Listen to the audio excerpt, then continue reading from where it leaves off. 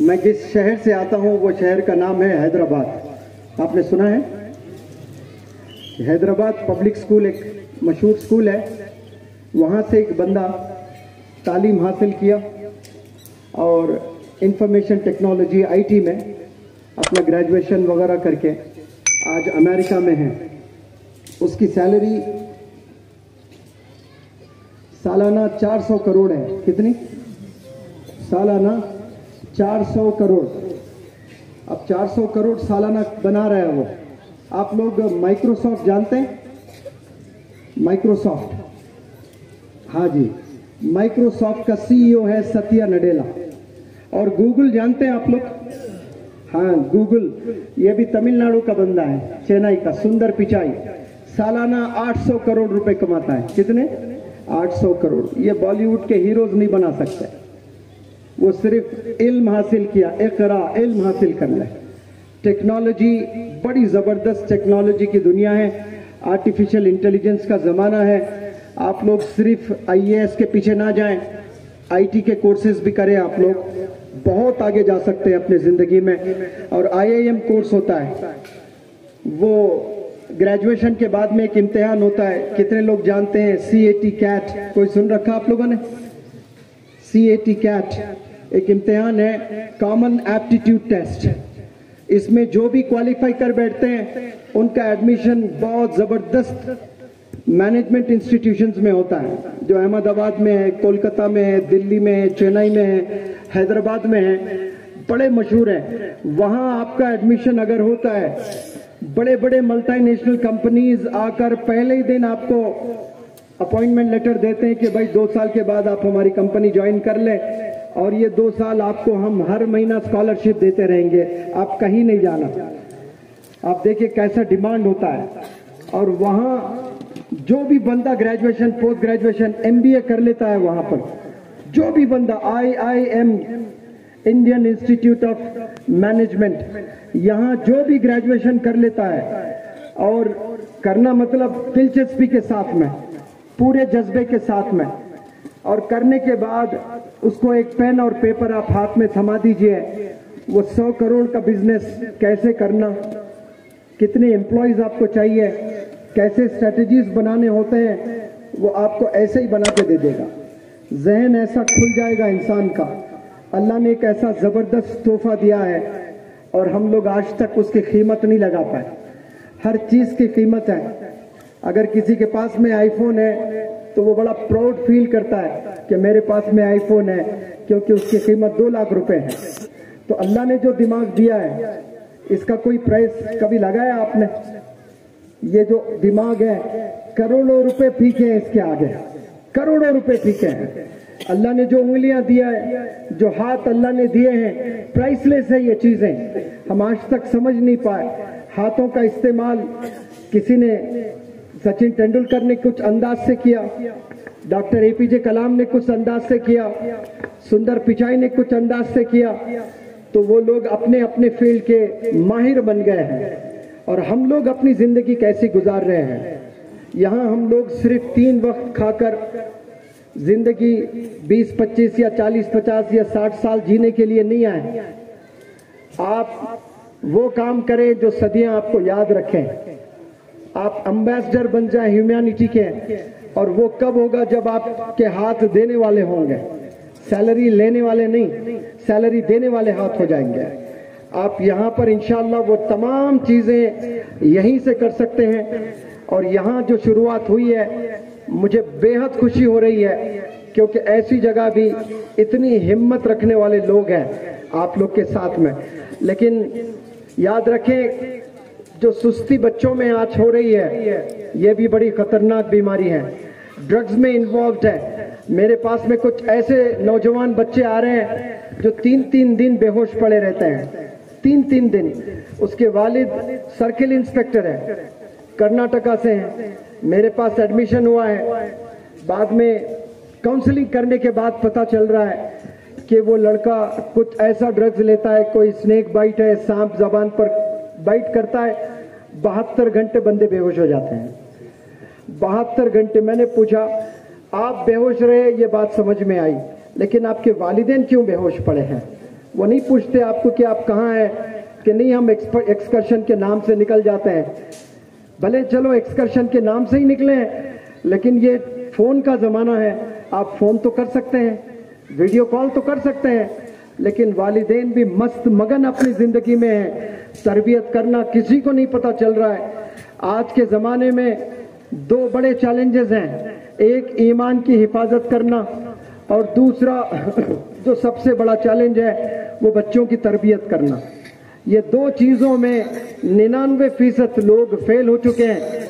ईमान की हिफाजत नहीं कर पा रहे, बच्चों की तरबियत नहीं कर पा रहे, और जब बच्चों की तरबियत नहीं कर पाते ना, तो 20 साल 30 साल 40 साल के बाद देखना कौम में ऐसी बिगाड़ और ऐसे खतरनाक मुजरिम पैदा हो जाएंगे, कौमों में से कुछ भी नहीं रहेगा, एक दूसरे को नोच कर खाने की नौबत आ जाएगी जब इंसान के पास कुछ नहीं रहता है। इसीलिए अल्लाह ने इंसानों को तोहफा दिया है कुरान की शक्ल में। जब जब दुनिया में बिगाड़ आया है, उस वक्त में अल्लाह ने प्रॉफिट्स को भेजा है इस दुनिया में, ताकि अमन बना रहे, इंसानियत बनी रहे। और आदम अलैहिस्सलाम से लेकर आप सल्लल्लाहु अलैहि वसल्लम तक 1,24,000 कमो पेश प्रॉफिट्स को अल्लाह सुब्हानहू तआला ने इस जमीन पर भेजा है। जब जब बिगाड़ आता, अल्लाह ने कोई ना कोई एक प्रॉफिट को इस जमीन पर उतारा है। और जमीन पर क्यों उतारा है? अमन कायम करने के लिए, इंसाफ कायम करने के लिए, इंसानियत को बचाने के लिए अल्लाह ने प्रॉफिट्स को भेजा है। और prophet Muhammad is the last messenger सल्लल्लाहु अलैहि वसल्लम। इसके बाद कोई नबी आने वाला नहीं है। क़यामत बिल्कुल करीब होते जा रही है। तमाम गुनाह जब हो जाते हैं तो फिर क़यामत बर्पा हो जाती है। मैं समझता हूँ कि कोई गुनाह बचा ही नहीं, अभी इतने गुनाह हो रहे हैं। बिल्कुल क़यामत के करीब हम लोग हैं और कोई प्रॉफिट आने वाला है नहीं। लेकिन अल्लाह सुब्हानहू तआला नबूवत के दरवाजों को रोक दिया है, लेकिन अच्छे लोग को जरूर भेज रहा है। जैसे यहाँ एक बेहतरीन पर्सनैलिटी माशाल्लाह अलहाज गनीपुरी साहब, जो कादर साहब की खिदमत है, ऐसे हर गांव में, हर शहर में, हर देश में अच्छे लोग को अल्लाह सुब्हानहू तआला भेजता है, ताकि वो लोग मेहनत करें लोगों में और सही रास्ता दिखाए। तो यहाँ पर जो भी असातिज़ा जुड़कर स्कूल में काम कर रहे हैं, सही राह दिखाने की कोशिश कर रहे हैं, लब्बैक कह के आप लोग की भी जिम्मेदारी है उस इदारे को मजबूत करने की। इदारे आसानी से नहीं बनते हैं, एक घर बनाने के लिए जिंदगी लग जाती है, और इदारा बनाना तो बहुत बड़ा चैलेंज होता है। अब जब इदारा बनना है, फिर इदारे को चलाना है, उसके कई अखराजात होते हैं, और ये जिम्मेदारी होती है आप लोगों की भी और जितने मालदार हैं वो लोगों की भी, कि इन इदारों में आए, उनसे मिलें, बात करें, मोटिवेट करें, तभी जाकर के ये जो नौजवान बच्चे, मैं आ रहा था, छोटे छोटे नौजवान बच्चे, उनसे भी छोटे छोटे, इतने भी नन्हे नन्हे बच्चियां स्कूल से आ रही हैं माशाल्लाह, पहाड़ों से उतरते हुए, तबीयत इतनी खुश हुई। यही हमारे कल के लीडर्स बनने वाले हैं, यही चमकने वाले हैं। इनको अगर हमने सही तालीम नहीं दी है तो आने वाला मुस्तकबिल बड़ा खतरनाक होने वाला है। हमने बचाना है। और अल्लाह ने इस दुनिया को जब सजाया है, जब बनाया है, ये चांद तारे, आसमान, पहाड़, ये तमाम चीजें अल्लाह ने बनाए ना, अब बनाने के बाद चलाना भी तो है अल्लाह को। तो चलाने के लिए अल्लाह ने दो चीजों को चुना है, एक प्रॉफिट और दूसरा कुरान। प्रॉफिट को भेजे और फिर प्रॉफिट के साथ कुरान को भेजे हैं। अगर हमारे हाथ टीचर का हाथ पकड़ ले, अब तो कोई प्रॉफिट नहीं है, तो फिर प्रॉफिट की बातें जो बताने वाले उलमा हजरात हैं, टीचर्स हैं, उनका हाथ थाम लें। एक हाथ टीचर्स का हाथ पकड़ लें और आपका और एक हाथ बुक्स थाम लें, तो फिर आप कल के मौलाना अबुल कलाम आज़ाद हैं इंशाअल्लाह, आप कल के डॉक्टर APJ कलाम साहब हैं, आप कल के सत्या नडेला बनेंगे, आप कल के सुंदर पिचाई बनेंगे इंशाअल्लाह, आप कल के IAS IPS ऑफिसर्स बनेंगे। आपके एक हाथ में टीचर का हाथ हो और एक हाथ में किताबें हो। लेकिन आज नौजवानों के बच्चे, जितने भी बच्चे हैं, उनमें से मैक्सिमम मैं देखता हूँ एक हाथ में मोबाइल होता है और एक हाथ में सिगरेट होता है।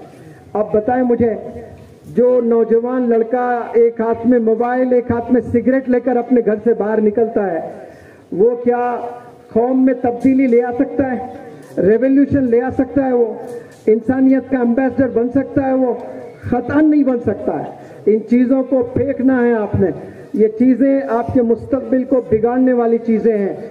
मोबाइल इंसान की सलाहियत को ख़त्म कर दे रहा है।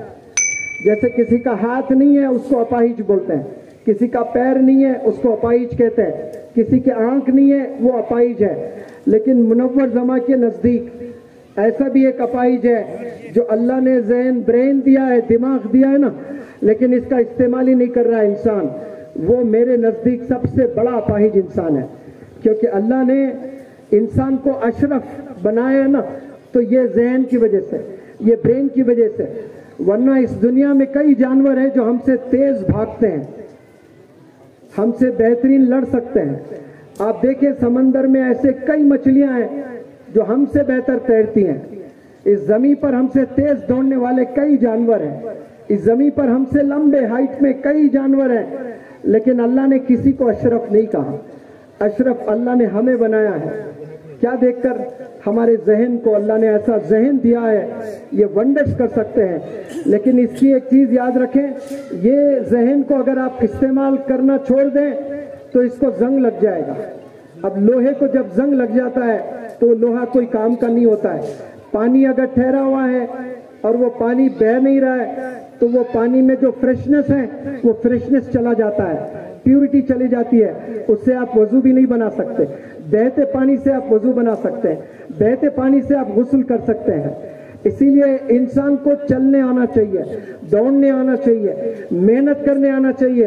8-8, 10-10 घंटे मोबाइल लेकर मोबाइल में ही चैटिंग करते हुए आज नौजवान बच्चे घरों में अपनी जिंदगी को बर्बाद कर रहे हैं। वो सिर्फ अपने करियर को बर्बाद नहीं कर रहे हैं, अपने आने वाली पूरी नस्ल को बर्बाद कर रहे हैं। आपसे जुड़ी जो भी नस्ल आने वाली है ना, वो पूरी नस्ल को बर्बाद कर रहे हैं।